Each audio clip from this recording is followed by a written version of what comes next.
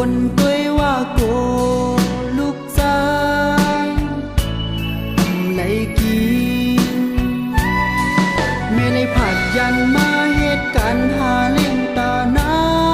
นก็เปิ้นคำแลจังได้เป็นจางลุกคุกการขึ้นมาเป็นต่างห้องไทยใจอ่อนเยาว์ถึงเมื่อแม่นอนหลับตาจังลืมในตีจันเอาตัวหัวเจอแล้วก็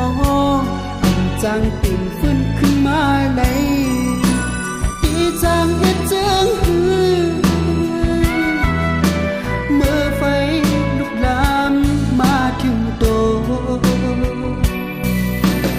สังเป็นในลูกชายเดยุกยองข้ามตายแกนแม่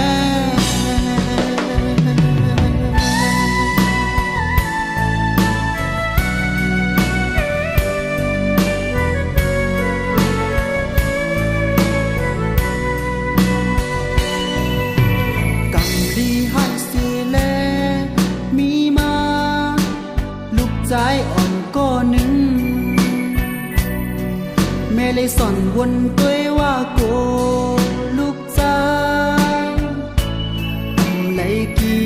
นแม่เลยผัดยันมาเหตุการณ์หาเล่งตานานก็เปิ้นคำแลจังได้เป็นจางลุกคุกการขึ้นมา